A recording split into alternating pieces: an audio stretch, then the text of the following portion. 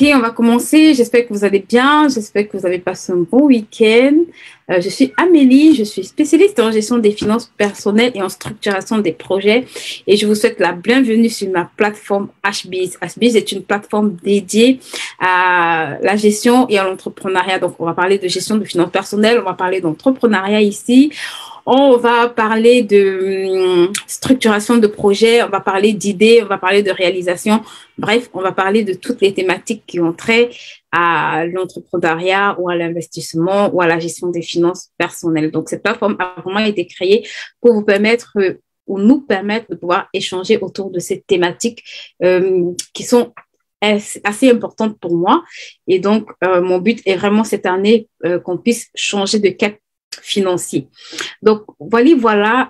Si vous êtes nouveau sur cette plateforme, n'hésitez pas à nous faire un message, n'hésitez pas à nous faire un coucou, à nous envoyer un message et on va vous souhaiter la bienvenue. On va prendre le temps d'interagir, on va prendre le temps aussi de connaître une nouvelle personne qui nous suivent de plus en plus chaque jour. Donc, si vous êtes nouveau, si vous nous suivez pour la première fois, n'hésitez pas à nous faire signe et on va vraiment prendre le temps de faire connaissance avec vous. On va prendre le temps d'échanger avec vous. Nous sommes vraiment ravis d'être avec vous. Aujourd'hui, on va partager sur une thématique très importante qui est 4 raisons qui nous maintiennent dans la pauvreté. Voilà, on va échanger sur cette thématique-là et on va apprendre vraiment beaucoup de choses qui, je pense, vont nous aider à nous améliorer. Le but, c'est vraiment qu'on puisse s'améliorer. Donc, OK, on va commencer dans notre thématique d'aujourd'hui. J'espère que vous allez vraiment toutes bien. J'espère que vous avez passé un bon week-end. J'espère que tout se passe bien pour vous, d'accord? Pourquoi est-ce que c'est important de parler de cette thématique? Parce que je me suis rendu compte que dans la plupart des cas, parfois on se dit que être pauvre, c'est un problème ou que la société favorise d'autres personnes qui deviendront riches et d'autres sont condamnés à être pauvres. Mais en fait, c'est pas vrai. Dieu crée les hommes équitables. Même si on n'a pas les mêmes chances en venant sur la terre, je veux dire, dans les familles dans lesquelles on est, mais on a tous les mêmes opportunités sur la terre. On a tous la possibilité de faire, en tout cas, ce pourquoi il nous a créés et de le faire pleinement. Et Dieu ne crée pas un homme pauvre et un homme riche. C'est la somme de nos choix qui nous entraîne soit dans l'abondance, soit dans la pauvreté. Et c'est ce qu'on va essayer de voir aujourd'hui. Quels sont ces choix-là, parfois inconscients. La plupart du temps, ce sont des choses inconscientes. En tout cas, moi, une grande partie de ces choses, de façon inconsciente, je ne comprenais pas que ça avait un impact sur ma vie financière. J'étais loin d'imaginer que ça me maintenait dans vraiment un état que je ne voulais pas du tout, dans une situation que je ne voulais pas du tout. Et c'est vraiment par la suite que j'ai compris que, en fait, on est la somme de ce qu'on va mettre en pratique ou de ne pas mettre en pratique. Je vous assure, notre condition, même notre situation financière actuelle, elle a la somme des choix qu'on va faire ou des choix qu'on ne fera pas du tout. Donc, de toutes les façons, ne pas choisir, c'est déjà faire un choix, d'accord? Ne pas choisir, c'est déjà faire un choix. Donc, il y a des actions que d'autres posent et il y a des actions que d'autres refusent de poser ou alors ne savent pas poser. Mais quoi qu'il en soit, ce que je remarquais, c'est que, en fait, tout homme, quand il arrive sur la terre, a la possibilité ou a la capacité, en tout cas, de faire de grandes choses. Maintenant, c'est parce que on ne comprend pas ce qui nous handicape. Et il y a certaines choses, même si elles sont toutes petites qu'on peut faire, qui au final nous gardent vraiment en dessous du potentiel qu'on a, tout ce qu'on doit faire ou de tout ce qu'on est appelé à faire. Et c'est vraiment ça qui nous maintient dans la pauvreté. C'est ça qui nous garde dans la pauvreté. Et c'est vraiment cette chose que je vais toucher avec vous aujourd'hui. Vous allez comprendre, c'est des choses qui sont être banales, mais je vous assure, le jour où vous réalisez que juste à cause de ça, vous pourrez mourir pauvre, vous comprenez que franchement, c'est notre responsabilité en fait. On est déjà béni. La Bible dit qu'on est béni de toutes les bénédictions. Donc, on n'est pas béni pour être maudit. Voilà. Mais voilà, la malédiction, ça peut être quelque chose qu'on rencontre parce qu'on ne fait pas les choses correctement. Donc, le but ici, c'est vraiment d'attirer notre attention sur des choses qui vont nous aider et qui vont nous permettre de nous corriger. Parce que cette année, on veut changer de cap financier. Cette année, on a résolu de changer de cap financier. Cette année, on a dit, we move. On change de cap financier. On change de cap financier. Est-ce que quelqu'un peut mettre dans le chat, je change de cap financier cette année? C'est tellement prophétique. Mets dans le chat, je change de cap financier. Tac, quelqu'un et tu lui dis, je change de cap financier cette année, viens changer de cap financier. Viens écouter des choses qui vont te permettre de changer de cap financier cette année. Je vous assure, ce n'est pas la blague. Mettez dans le chat, je change de cap financier. Tout le monde ici, si vous êtes abonné sur cette plateforme, vous êtes destiné à changer de cap financier cette année, en 2022. Ce n'est pas pour l'année prochaine, c'est pour cette année. C'est pour cette année. L'année prochaine, je ne sais pas encore ce qu'on fera, mais cette année, c'est ça. On change de cap financier. On va changer de cap financier. Donc, si tu connais quelqu'un qui est dans des difficultés, qui traverse des temps difficiles, je t'assure, les temps difficiles sont une opportunité. Si tu sais saisir, si tu sais saisir un temps difficile ou alors si tu sais utiliser à bon escient certaines clés dans les temps difficiles, ça transforme tes temps difficiles en temps d'abondance. Et c'est possible. On va changer de cap financier cette année. Est-ce que quelqu'un peut mettre on change de cap financier? Oh, on change de cap financier. Donc, invite 3 ou 4 personnes, dis-leur, viens changer de cap financier, viens écouter des choses qui vont te permettre de changer de cap financier. Ok, je vais juste te rendre grâce et on va commencer. Seigneur, merci pour ce temps. Je vais vraiment te bénir pour ce temps et te rendre grâce. Merci parce que nous croyons que c'est cette plateforme, tu vas encore nous bénir aujourd'hui. Nous croyons que tu vas encore nous donner des clés afin que nous puissions accéder à cette dimension où nous changeons véritablement de cap de façon concrète. Merci d'inspirer tout ce qui se fera ici et de nous diriger afin que ta connaissance puisse nous éclairer et nous donner la pleine sagesse pour garder, Seigneur, ce que nous allons recevoir ici et le mettre en pratique. Amen. Ok, je vais commencer par quelque chose qui va beaucoup nous parler. Je pense que nous tous ici, ça va vraiment beaucoup nous parler. Pour ceux qui ont, par exemple, leur Bible, vous pouvez le lire avec moi si vous voulez et même le poster dans le chat. Hein. Je pense que ce sera un très bel exercice. Postez dans le chat. Qu'on aille dans Proverbe 11 au verset 16. On va lire quelque chose d'intéressant dans Proverbe 11 au verset 16. On va lire quelque chose de très intéressant dans Proverbe 11 à partir du verset 16. Il est écrit, les paresseux n'ont jamais d'argent. C'est la Bible qui le dit, c'est pas moi. Hein. Les paresseux n'ont jamais d'argent. Les paresseux n'ont jamais d'argent. Qui est le paresseux en fait? Ça, c'est la question à laquelle je veux qu'on arrive. Qui est le paresseux? Quand on parle de paresseux, de qui est-ce qu'on parle? Qui est-ce qu'on appelle paresseux? Les paresseux n'ont jamais d'argent. Donc, si tu regardes ton compte bancaire et que tu n'es pas satisfait de ce qu'il y a dedans, dis au revoir à la paresse. Aujourd'hui, dis au revoir à la paresse. Dis à la paresse, toi et moi, on se sépare. Toi et moi, on se quitte. Parce que la Bible dit que les paresseux n'ont jamais d'argent. Donc, quand tu ouvres ton portefeuille et que tu n'as pas l'argent, pose-toi la question de savoir, est-ce que je suis paresseux? Est-ce que je suis paresseuse? Est-ce que je suis paresseux? Le paresseux, c'est celui qui va rester, qui va dormir, je ne sais pas pendant combien d'heures, qui va commencer sa journée sans savoir ce il a à faire ou elle a à faire et qui va terminer cette journée sans avoir rien fait du tout. C'est vraiment la personne qui va traîner au lit, qui va traîner au quartier. En fait, la personne qui fonctionne sans objectif, la personne qui ne fait rien de sa journée, la personne qui ne sait même pas quoi faire, la personne qui s'ennuie à longueur de journée et qui est assis à regarder la télé parfois pendant des heures. La Bible dit le paresseux. Celui qui travaille aussi en dessous de ses capacités, c'est un paresseux. Ça veut dire que dans une journée, si tu travailles 2 heures, 3 heures, oui, tu as travaillé, mais si tu peux travailler plus et que tu ne travailles pas assez, tu es paresseux. Et la Bible dit que les paresseux n'ont jamais d'argent. Les paresseux n'ont jamais d'argent. Et dans Proverbe 15, au verset 19, il dit le chemin du paresseux est comme une haie de ronces, mais les sentiers des hommes droits sont une route bien aplanie.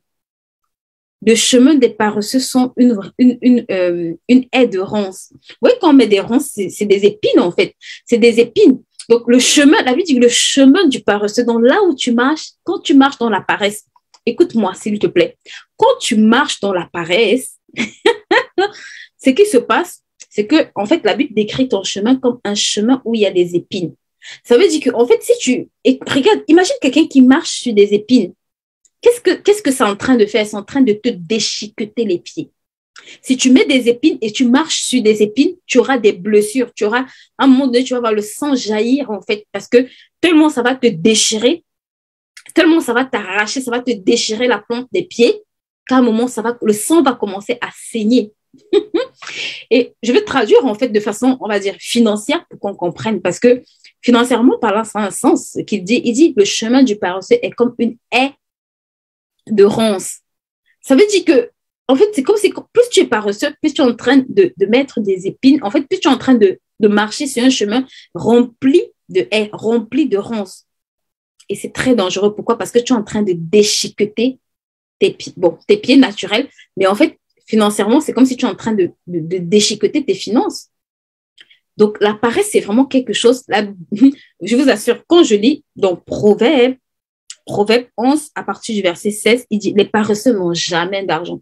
Sincèrement, c'est pas moi qui le dis, c'est la Bible. Ça veut dire que si tu es ici sur cette plateforme et que tu n'as pas d'argent, demande-toi, est-ce que je suis paresseux? Est-ce que ce que moi j'appelle travailler, est-ce que ça représente le travail pour le Seigneur? Est-ce que ça représente le nombre de temps? Est-ce que ça représente les potentiels? On a vu le samedi dernier, comme on voyait les dons et les talents, on a vu que vous devez travailler à hauteur ou dans la capacité de vos dons et de vos talents. Donc, si Dieu te donne 5 et que tu es en train de faire 3, hey, écoute,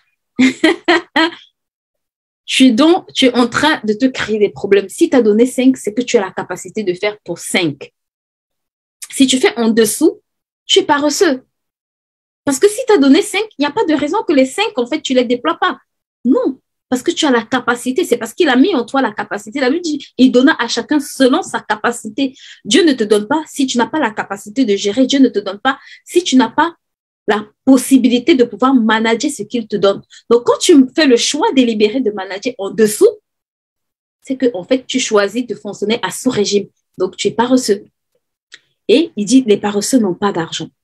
Les paresseux n'ont pas d'argent. Donc, s'il te plaît, si aujourd'hui tu es en train de blâmer ton oncle, ta tante, ton cousin, ta cousine, regarde très bien. Regarde. Ce n'est pas eux, en fait, le problème. Est-ce que tu travailles? Est-ce que tu as un emploi de temps? Est-ce que tu as des objectifs? Est-ce que tu sais ce que tu veux? Est-ce que tu as des choses que tu veux atteindre? Est-ce que tes projets sont définis dans un temps? Est-ce que tu es en train de fonctionner pour accomplir ces projets-là? Ou alors, tu es dans la distraction totale. Toutes les tontines, tu es dedans. Toutes les fêtes du quartier, tu es dedans. Toutes les occasions, tu es dedans. J'ai dit un jour à quelqu'un que je coach, je lui ai dit, tu sais, il est hors de question que tu passes 3 heures de temps, 6 heures de temps juste pour aller remettre de l'argent à quelqu'un. C'est une journée de 6 heures que tu viens de mettre dans la poubelle juste pour aller remettre de l'argent à quelqu'un, l'argent que tu peux envoyer par virement bancaire, que tu peux envoyer par n'importe quel moyen. Déjà, tu économises parce que le transport aller-retour te coûte déjà plus de 10 euros ou alors au moins 8 euros. Mais derrière, tu perds 6 heures de temps. Quand tu rentres, tu es fatigué. Right? Donc, ici, je veux vraiment que vous compreniez que la paresse est un péché. Souvent, on dit, ah oui, je suis paresseuse. Je fais un peu la paresse. Girls, ton portefeuille, ton portefeuille, là où tu es en train de faire la paresse, là, ton portefeuille te parle. Ton portefeuille te dit qu'il n'y a pas d'argent à cause de ton comportement. Ton portefeuille t'interpelle. Il te dit qu'il n'y a pas assez d'argent dedans parce que tu ne fais pas assez ou bien tu n'es pas en train de travailler dans tes capacités maximales. Parfois, les gens ont un boulot. Oh, je suis mal payé. Bah oui, tu es mal payé parce que tu as des dons et des talents pour faire autre chose. Mais comme tu ne veux pas faire, non, je suis fatiguée. Quand je rentre du travail, je suis trop fatiguée. Je ne peux pas faire. Ah bon? OK. Ton compte bancaire, lui, il n'est pas fatigué. Il ne comprend pas le langage ton compte comprend que tu es fatigué. Tu dors, ça, il n'y a pas de problème. Mais ton compte bancaire ne comprend pas le langage de ton langage corporel. Il répond à une autre loi qui s'appelle la loi du travail. Il répond à une autre loi qui s'appelle la loi du travail. Donc, la Bible dit que les paresseux n'ont jamais d'argent. C'est écrit en fait. Les paresseux n'ont jamais d'argent. Donc, si tu n'as pas d'argent, s'il te plaît, s'il te plaît, commence à te poser les bonnes questions. Est-ce que je suis paresseux ou pas? Et si le Seigneur te révèle les domaines dans lesquels tu dois travailler, implore sa grâce, en fait, c'est possible. La Bible dit qu'il crée en nous le vouloir et le faire.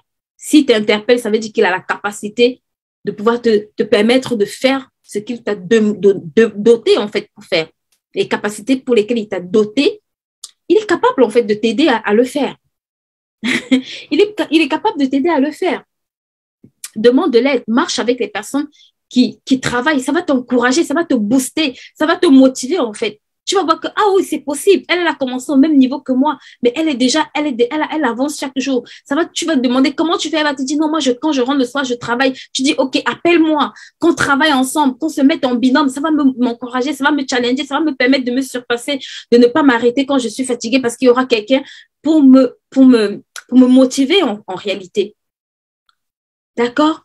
La paresse est un péché. La paresse est un péché. Que tu veux ou que tu ne veux pas, c'est écrit dans ta Bible, en fait. Il n'y a rien de bon dans la paresse. La Bible dit un peu dormir, pas beaucoup. Je vois les gens, ah oui, je dors un peu dormir, c'est écrit dans ta Bible. Et la pauvreté te surprendra, un peu dormir. C'est pas moi qui le dis, c'est notre Bible qui le dit, un peu dormir. C'est pas pour dire qu'on ne doit pas dormir, mais c'est pour dire que, en fait, tu dois être équilibré dans ta façon de dormir. Tu ne peux pas dormir, en fait. Il y a certains, en fait, tu peux pas dormir. Il y a certains genres de sommeil que tu peux pas te permettre d'avoir, en fait. Moi, sincèrement, quand j'avais pas d'objectif clair, à 14 heures, j'étais couchée au lit. Hein. J'avais pas de problème à me lever le week-end entre 14 heures et 17 heures. Ça me dérangeait pas. Mais je vous assure, c'est aujourd'hui que je me rends compte que, s'il y a longtemps, j'avais commencé à me lever, à utiliser ce temps à bon escient, en fait, j'aurais déjà fait beaucoup de choses. J'aurais déjà fait beaucoup de choses. De dormir jusqu'à 14 heures, ça n'a pas de sens. Et franchement, j'aimais dormir, j'aimais le sommeil, en fait, j'aimais me coucher. Oh là là, c'est tellement bien ma couette. Hey, girls, dis stop à ça. La Bible dit le paresseux n'a pas d'argent. Examine ta vie et dis-toi sincèrement quels sont les domaines dans lesquels je procrastine. Je sais que je dois faire ça, mais je ne le fais pas. Et demande la grâce de Dieu. D'accord? Ça, c'est le premier secret que je voulais voir avec vous. Donc, pour ce premier secret, ce que je vais te dire, c'est que juste prends une liste et puis ce que tu vas faire, c'est que tu vas noter un déroulé de ta journée type. D'accord? De quand tu te lèves à quand tu te couches. Juste note, en fait. Note ce que par exemple, le matin, quand tu te lèves, tu finis ta journée. Avant de t'endormir, note un peu les choses que tu as pu faire dans la journée. Et ça va te permettre de comprendre. Tu vas mieux comprendre, en fait, quand tu vas voir en 24 heures ce que tu as réalisé, tu vas te dire non, c'est pas possible, en fait, c'est trop peu. J'ai eu trop de temps. Je suis restée trop de temps au téléphone. Je suis restée trop de temps à discuter avec les gens. Je suis restée trop de temps, peut-être chez la voisine. Je suis restée trop de temps où il ne fallait pas. Je suis restée trop de temps je sais pas moi, chez le boutiquier à raconter ou à suivre des histoires ou bien à aller sur Internet, écouter, je sais pas moi trop les ragots qui se passent là-bas. Tu vas voir que en fait, quand tu essayes de noter une journée type, ça va vraiment t'interpeller et tu vas vraiment te dire, oh waouh, là, il y a un problème. Et à partir du moment où tu vas réaliser qu'il y a un problème, tu vas t'améliorer. Donc ça, c'est la première des choses que je voulais voir avec vous. Ça, c'est vraiment la première des choses que je voulais voir avec vous. OK, maintenant, on va toucher la deuxième des choses et c'est quelque chose aussi, c'est quelque chose aussi avec lesquels vous devez travailler, vous devez vraiment vous améliorer, d'accord? C'est dans Proverbe 18 au verset 12. Qu'est-ce que nous dit Proverbe 18 au verset 12? On va le lire ensemble. Proverbe 18 au verset 12 nous dit « Quand l'orgueil remplit le cœur d'un homme, sa ruine est proche. Avant d'être honoré, il faut savoir être humble. » Et dans d'autres versions, dans d'autres passages de la Bible dit « L'humilité précède la gloire. » Je vous assure, l'une des choses qui nous appauvrit, c'est l'orgueil. Et je suis extrêmement attristée de voir que, en fait, beaucoup d'entre nous, on est orgueilleux. C'est pas parfois de façon inconsciente, hein. C'est pas toujours de façon consciente. Moi, il y a beaucoup de situations dans lesquelles je me suis rendu compte que j'étais orgueilleuse, mais de façon inconsciente.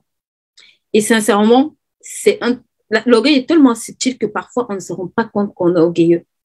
Vous savez, si vous n'aimez pas apprendre des autres, vous êtes orgueilleux. Si vous n'aimez pas recevoir des conseils, vous êtes orgueilleux. Si vous pensez que vous êtes arrivé, orgueilleux. Il y a même plusieurs formes d'orgueil. Même les gens qui pensent que, oh non, moi je suis trop pauvre, restez entre vous. Non, moi, c'est nous les pauvres. Ça, c'est de l'orgueil en fait. Pourquoi? Parce que tu peux apprendre des autres. Tu peux apprendre de ceux qui sont devant toi. Tu peux apprendre de ceux qui font les choses différemment. Qu'est-ce qui fait en sorte que beaucoup de gens aujourd'hui ne veulent pas apprendre? C'est parce qu'ils estiment qu'ils n'ont rien à apprendre des autres. Tu sais, si tu n'as rien à apprendre des autres, ça veut dire que les autres n'ont rien à apprendre de toi. Si tu n'as rien à apprendre des autres, ça veut dire que les autres n'ont rien à apprendre de toi. L'orgueil. La Bible dit que l'orgueil précède la ruine, en fait. Ça veut dire que même si tu as atteint quel niveau, si dans ton cœur il y a l'orgueil, ta ruine n'est pas très loin, en fait. Ta descente, la chute, là, ça arrive. Et l'orgueil peut se manifester de plusieurs façons. Le refus de s'humilier, le refus d'être humble, c'est de l'orgueil. Le refus d'accepter être dirigé par quelqu'un, c'est de l'orgueil. Parfois, il y a des personnes à qui tu ne peux pas parler, tu ne peux pas lui donner une instruction. Il est tellement suffisant ou elle est tellement suffisante qu'elle estime que en vertu de quoi est-ce que tu peux lui parler? Girls, écoute-moi. L'orgueil a une répercussion directe, c'est la ruine. La ruine, là, c'est aussi la pauvreté. Donc, fais très attention. L'orgueil est un poison. Et vraiment, ça fait partie des choses pour lesquelles nous tous, moi inclus, on doit prier.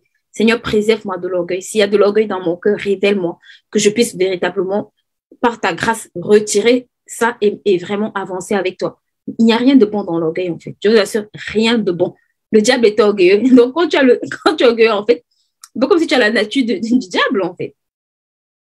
Donc, on doit pouvoir accepter, s'humilier et dire, Seigneur, s'il te plaît, dans tel domaine, j'ai du mal. J'ai du mal à accepter que les autres me forment. J'ai du mal à accepter que les autres m'enseignent. J'ai du mal à me soumettre. J'ai du mal à prendre en considération les avis des autres. J'ai du mal. Aide-moi, en fait. Aide-moi. Parce que parfois, c'est le conseil que quelqu'un te donne qui te fait gagner des mois. Moi, je me rappelle, à une époque, j'ai une de mes tatis, elle me disait, oui, viens, il y a un mouvement de femmes et tout. Et j'ai dit, et dans mon cœur, je disais, mais toi, tu me parles toi-même d'abord. Est-ce que toi-même, tu as évolué dedans? Vous voyez, parfois, c'est ça, en fait. Je dis, mais toi qui me parles de ça, toi-même, à quel niveau tu es dans le truc? Et un an plus tard, quand j'ai rejoint cette association, je me suis dit, ah, en fait, c'est le Seigneur qui me parlait. Mais je ne me rendais pas compte que j'étais rocailleuse. Je me disais, waouh!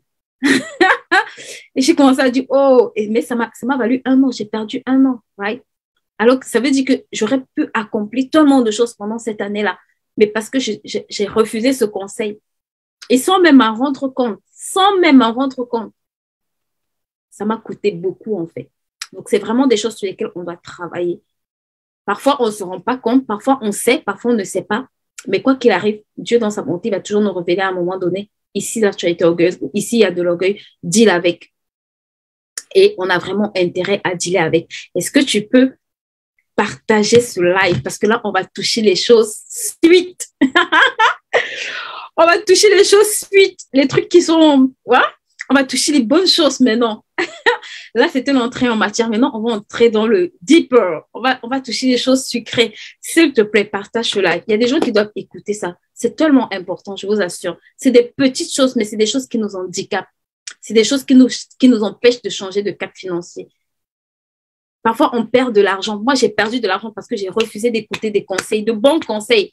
J'ai dit, toi, tu n'es pas qualifié pour me conseiller. Qui t'a dit que la personne n'est pas qualifiée pour te conseiller? Si qu'elle est qualifiée. Peut-être tout le monde ne te conseillera pas, mais tu dois faire attention, tu vois. C'est des choses qui semblent être simples, mais je t'assure, c'est des choses qui nous coûtent cher. C'est des choses qui nous coûtent très, très cher. C'est des choses qui nous coûtent cher. Donc, s'il te plaît, invite 2 personnes, dis à la personne, tu ne dois pas rater la partie qu'on va commencer là, tu dois l'écouter, Ça va t'aider en fait. Ok, je vais revenir, je vais revenir dans Proverbe 26 à partir du verset 13. On va lire quelque chose de très, très, très, très, très intéressant. Right? Ok, je cherche juste le passage et on va le lire ensemble. Et vous allez voir très, très, très bien. Ok. Alors, à partir du verset 13, qu'est-ce qu'il est dit? Non. Est-ce que je me suis trompée? Non, c'est Proverbe 28 à partir du verset 19. Autant pour moi. Proverbe 28 à partir du verset 19. Voilà. J'aime beaucoup, beaucoup, beaucoup ce verset. Il dit, Qui travaille sa terre aura du pain en abondance. S'il te plaît, mets-moi abondance dans le chat. Tu as ici le secret de l'abondance. Right? Un des secrets. Qui travaille sa terre. Et je vais continuer. Il dit, qui court après des futilités, qui court après des futilités sera rassasié de misère. Qui court après des futilités. Après quoi cours-tu, girls? Après quoi cours-tu, boys? Qu'est-ce que tu recherches? Est-ce que ce que tu recherches est utile en fait? Est-ce que ce que tu recherches, c'est quelque chose d'utile? Il te dit, celui qui court après des futilités.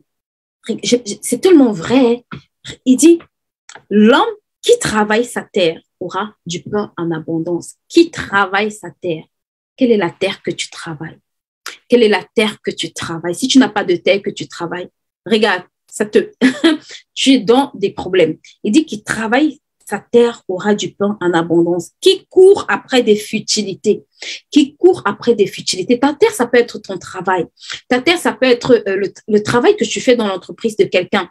Ta terre, ça peut être les activités que tu entreprends. Ta terre, ça peut être les gens que tu aides. Mais quelle est la terre que tu travailles? Tu dois avoir une terre que tu travailles. Tu dois avoir une terre que tu travailles. Qui travaille sa terre aura du pain en abondance. Beaucoup de gens cherchent, je cherche le secret de l'abondance. La Bible te dit, travaille ta terre. Travaille ta terre. S'il te plaît, travaille ta terre. Travaille ta terre. Travaille ta terre. Girls, travaille ta terre. Qui travaille sa terre? Qui travaille sa terre aura du pain en abondance. C'est tellement vrai. Mais regarde, il dit, qui court après des futilités sera rassasié.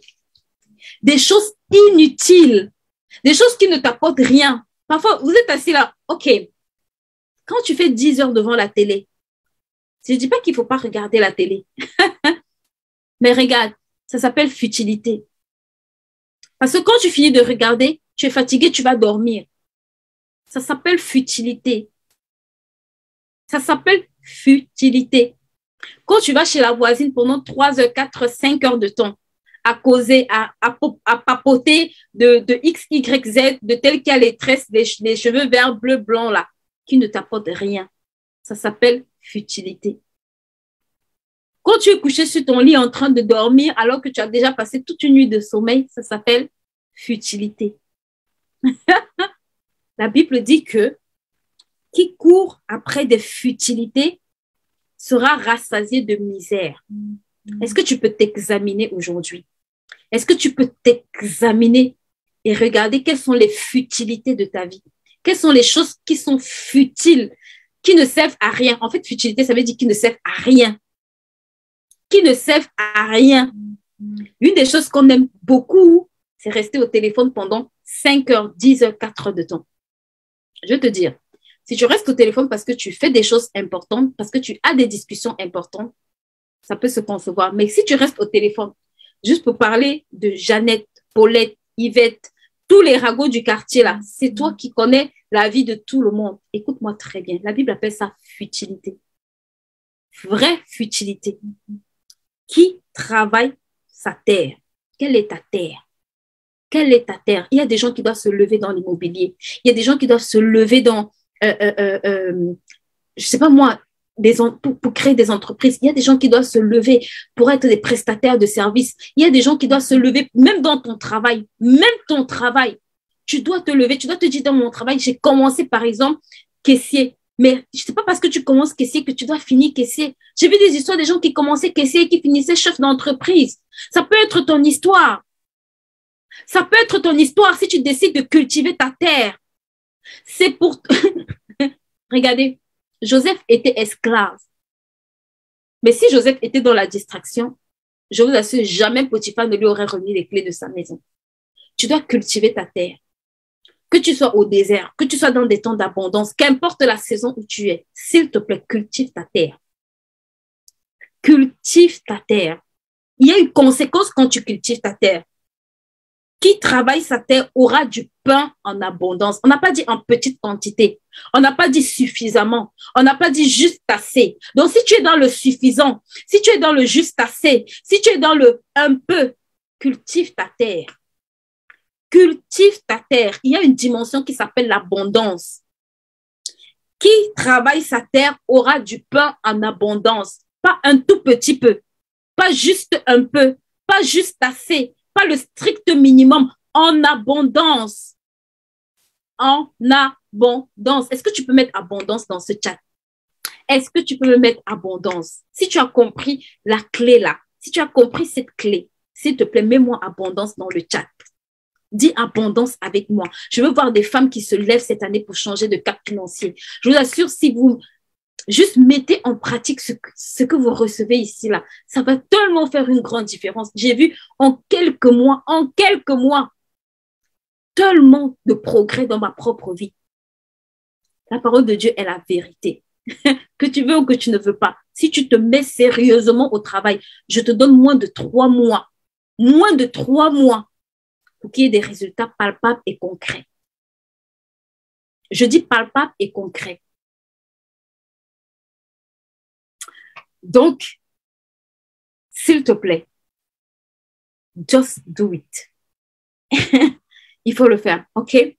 Donc, la quatrième des choses avec laquelle je vais terminer, avec laquelle on va conclure cette série de 4 choses. On a dit qu'on allait faire 4 choses. On fera encore les autres la prochaine fois.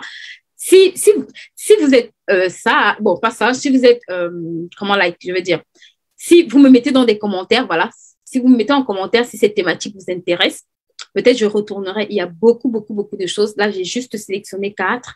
Si vous me mettez en commentaire, si cette thématique vous intéresse, je pourrai encore faire d'autres lives sur cette thématique pour qu'on aille un peu plus en profondeur. Là, on a touché que 4, mais il y en a beaucoup qui peuvent vraiment nous édifier. Le quatrième que je vais toucher, c'est dans Proverbe 28, à partir du verset 22. Et il dit, l'homme envieux se hâte de s'enrichir. Il ne se rend pas compte que la pauvreté va fondre sur lui. L'homme envieux se hâte de s'enrichir. Il ne se rend pas compte que la pauvreté va fondre sur lui. L'homme envieux. Si tu envies les gens, si quand tu vois quelqu'un arrive à un certain niveau, tu es en train de l'envier, s'il te plaît, stop that. Stop that. Il dit, l'homme envieux se hâte de s'enrichir parce que l'envie crée quoi? L'envie crée en toi le sentiment de vouloir faire ce que l'autre fait. L'envie crée en toi le désir de vouloir ressembler à d'autres personnes. Mais Dieu t'a créé unique en fait. Dieu t'a créé unique. Tu n'as pas besoin de ressembler à quelqu'un, girls. You are so made fully. Tu as été tellement bien fait. Made fully made. C'est la tautologie. Ça veut dire tellement bien fait. Le Seigneur t'a tellement bien designé. Il a tellement mis en toi ce qu'il y a en personne. Tu n'as pas besoin de ressembler à quelqu'un. Tu n'as pas besoin de ressembler à quelqu'un. Tu as juste besoin d'être toi et d'être la meilleure version de toi. De travailler à améliorer cette personne-là. De travailler à faire grandir cette magnifique personne. Et il dit, l'homme envieux se hâte de s'enrichir. L'homme envieux se hâte de s'enrichir. Ça veut dire que l'envie crée en toi le fait de te hâter, en fait, à vouloir arriver rapidement à un niveau pour lequel tu n'es pas encore préparé. Et la conséquence, il ne se rend pas compte que la pauvreté fondra sur lui. Il ne se rend pas compte. Ça veut dire que quand tu es en train de te hâter, tu ne te rends pas compte qu'en fait, tu empruntes le chemin de la pauvreté. Il ne se rend pas compte que la pauvreté fondra sur lui. L'une des choses qui t'appauvrit, c'est l'envie. Les gens que tu envies. Je ne dis pas que tu ne dois pas avoir de modèle, non. Je ne dis pas que tu ne dois pas avoir de mentor, non. Des gens qui t'inspirent, non. Mais je parle de l'envie. Ça veut dire le désir. Il y a des gens qui veulent tellement ressembler à certaines personnes au point où tout ce que la personne fait, il veut être la copie conforme de la personne. Non. You are unique. Tu es unique, en fait. Tu as une particularité. Tu as une unicité, en fait. Tu peux t'inspirer de ce que les gens font. Ça peut t'encourager, ça peut te challenger, ça peut te faire grandir. On a tous des modèles dans la vie et c'est important d'en avoir parce que ça te permet de voir que ce que tu veux accomplir, d'autres l'ont déjà fait et c'est possible. Mais la Bible dit l'homme envieux se hâte de s'enrichir. Donc, ne tombe pas dans l'envie. Si tu sens dans ton cœur que tu as des choses envie qui sont motivées par l'envie, et parfois ça arrive, ça arrive à tout le monde. Mais juste Dieu, Seigneur, retire de mon cœur l'envie. Je veux pas me précipiter mes pas, en fait, parce que là, je suis en train de courir droit à la pauvreté. Il dit, l'homme envieux se hâte de s'enrichir.